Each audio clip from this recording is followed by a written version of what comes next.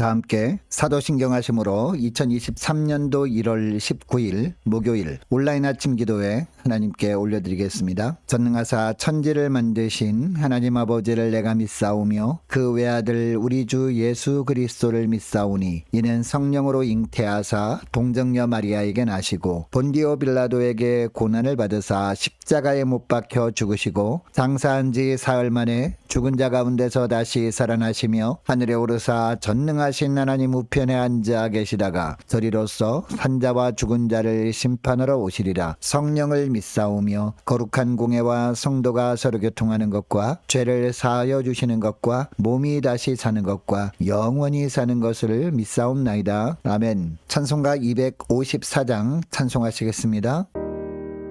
내 주의 보혈은 정하고 정하다 내 죄를 정죄하신 주 나로라 하신 나 내가 주께로 지금 가오니 십자가의 보혈로 날 씻어 주소서. 약하고 주에도 주께로 나가면 힘 주시고 내 주함을 곧 씻어 주시네. 내가 주께로 지금 가오니 십자가의 보혈로 날 씻어 주소서. 나로라 하심은 온전한 믿음과 또 사랑함과 평안함 다 주려 함이라. 내가 주께로 지금 가오니 십자가의 보혈로 날 씻어 주소서. 큰 죄인 못 받아 살 길을 얻었네. 한없이 넓고 큰 은혜 베풀어 주소서. 내가 주께로 지금 가오니 십자가의 보혈로 날 씻어 주소서. 그 피가 맘속에 큰 증거 됩니다. 내 기도 소리 들으사 다 허락하소서. 내가 주께로 지금 가오니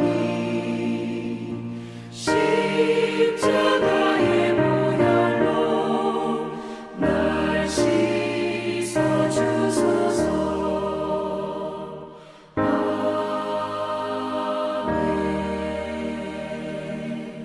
하나님 아버지 감사합니다. 오늘도 또 새로운 목요일 하루를 허락하시고 오늘 하루도 주님께서 말씀을 통해서 선한 길로 인도하시려고 하나님 이 시간에도 주님께서 불러주심을 감사합니다. 주님 부르심에 오늘 하루를 시작하는 첫 시간에 주님께 먼저 엎드려 주님의 말씀을 받고 하루를 시작하기를 원합니다. 오늘도 말씀을 통해서 어떤 길로 주님께서 저희들을 인도하시는지 바르게 깨닫게 하시고 주님께서 인도하시는 길로만 순종하며 나아감으로 말미암아 주님 예비하신 승리의 축복을 풍성히 누리며 하나님께 하나님께 영광 돌리는 복된 하루가 되게 하여 주옵소서. 감사드리오며 우리 주 예수 그리스도 이름으로 기도드리옵나이다. 아멘. 자, 하나님의 시간에 주시는 말씀은 구약성경 민수기 5장 11절부터 31절까지 말씀 보겠습니다. 자, 화면을 보시면서 11절부터 우리 함께 합독하시겠습니다. 여호와께서 모세에게 말씀하여 이르시되 이스라엘 자손에게 말하여 그들에게 이르라. 만일 어떤 사람의 아내가 탈선하여 남편에게 신의를 저버렸고 한 남자가 그 여자와 동침하였으나 그의 남편이 눈에 숨겨 드러나지 아니하였고 그 여자의 더러워진 일에 증인도 없고 그가 잡히지도 아니하였어도 그 남편이 의심이 생겨 그 아내를 의심하였는데 그의 아내가 더럽혀졌거나 또는 그 남편이 의심이 생겨 그 아내를 의심하였으나 그 아내가 더럽혀지지 아니하였든지 그의 아내를 데리고 제사장에게로 가서 그를 위하여 보리가루 10분의 1 레바를 헌물로 드리되 그것에 기름도 붓지 말고 유향도 두지 말라. 이는 의심의 소재요 죄악을 기억나게 하는 기억의 소재라. 제사장은 그 여인을 가까이 오게 하여 여호와 앞에 세우고 토기에 거룩한 물을 담고 성막바닥에 티끌을 취하여 물에 넣고 여인을 여호와 앞에 세우고 그의 머리를 풀게 하고 기억나게 하는 소재물 곧 의심의 소재물을 그의 두 손에 두고 제사장은 저주가 되게 할 쓴 물을 자기 손에 들고 여인에게 맹세하게 하여 그에게 이르기를 내가 내 남편을 두고 탈선하여 다른 남자와 동침하여 더럽힌 일이 없으면 저주가 되게 하는 이 쓴 물의 회독을 면하리라. 그러나 내가 내 남편을 두고 탈선하여 몸을 더럽혀서 내 남편 아닌 사람과 동침하였으면 제사장이 그 여인에게 저주의 맹세를 하게 하고 그 여인에게 말할지니라. 여호와께서 내 넓적다리가 마르고 내 배가 부어서 내가 내 백성 중에 저주거리 맹세거리가 되게 하실지라. 이 저주가 되게 하는 이 물이 내 창자에 들어가서 내 배를 붓게 하고 내 넓적다리를 마르게 하리라 할 것이요 여인은 아멘 아멘 할지니라. 제사장이 저주의 말을 두루마리에 써서 그 글자를 그 쓴 물에 빨아 넣고 여인에게 그 저주가 되게 하는 쓴 물을 마시게 할지니 그 저주가 되게 하는 물이 그의 속에 들어가서 쓰리라. 제사장이 먼저 그 여인의 손에서 의심의 소재물을 취하여 그 소재물을 여호와 앞에 흔들고 제단으로 가지고 가서 제사장은 그 소재물 중에서 한 움큼을 취하여 그 여자에게 기억나게 하는 소재물로 제단 위에 불사르고 그 후에 여인에게 그 물을 마시게 할지니라. 그 물을 마시게 한 후에 만일 여인이 몸을 더럽혀서 그 남편에게 범죄하였으면 그 저주가 되게 하는 물이 그의 속에 들어가서 쓰게 되어 그의 배가 부으며 그의 넓적다리가 마르리니 그 여인이 그 백성 중에서 저주거리가 될 것이니라. 그러나 여인이 더럽힌 일이 없고 정결하면 해를 받지 않고 임신하리라. 이는 의심의 법이니 아내가 그의 남편을 두고 탈선하여 더럽힌 때나 또는 그 남편이 의심에 생겨서 자기 아내를 의심할 때에 여인을 여호와 앞에 두고 제사장이 이 법대로 행할 것이라. 남편은 무죄할 것이요 여인은 죄가 있으면 당하리라. 아멘.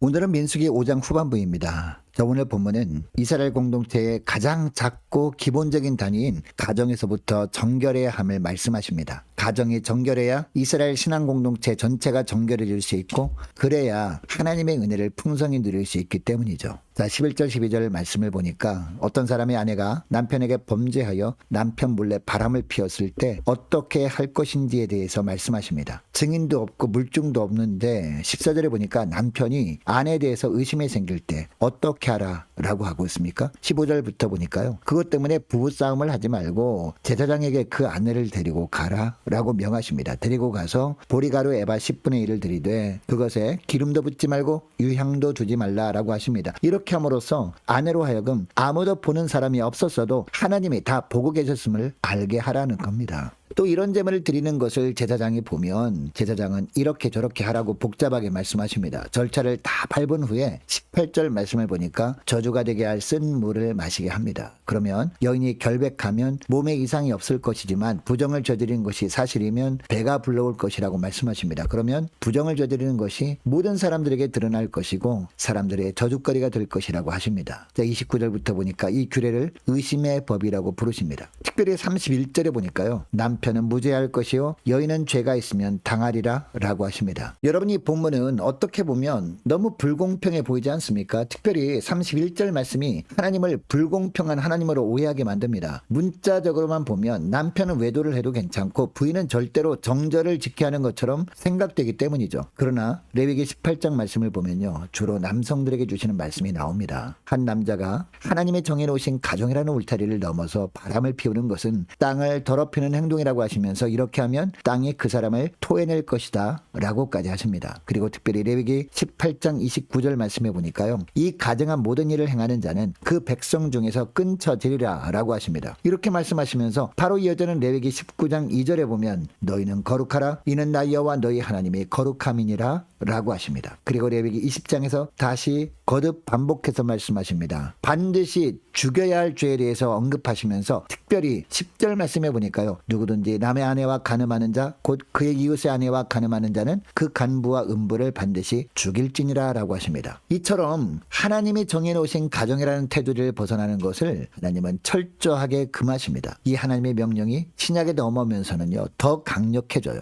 마태복음 5장 27절 28절 말씀에 보면 주님이 말씀하십니다. 또 간음하지 말라 했다는 것을 너희가 들었으나 나는 너희에게 이르노니 음욕을 품고 여자를 보는 자마다 마음에 이미 간음하였느니라 라고 하십니다. 어떻게 보면 이 땅에는 모든 남성들이 죽임당해 마땅한 죄를 품고 살고 있는지도 모릅니다. 그런데 여기서 한 가지 궁금한 것이 있습니다. 하나님께서는 왜 이렇게 가정을 지키는 것에 대해서 강력하게 말씀하고 있을까라는 부분입니다. 가정을 벗어나서 성적으로 자유롭게 사는 것은 가나안 7족속의 문화였기 때문이었습니다. 여러분, 지금 현재 이스라엘 백성들은요 광야 생활을 하기 직전에 있습니다. 이들이 가야 할 곳은 가나안 땅입니다. 그런데 가나안 땅이 이스라엘 백성들 입장에서 보면 젖과 꿀이 흐르는 하나님이 약속하신 축복의 땅이었습니다. 반면에 그 당시 이스라엘 백성들이 광야 생활하는 동안에 가나안 땅에는 가나안 7족속이 살고 있었던 것이죠. 그런데 이 족속들은요 신명기 7장 1절에 보니까 이스라엘 백성들보다 많고 힘이 센 민족들이라고 하십니다. 그리고 이들에게는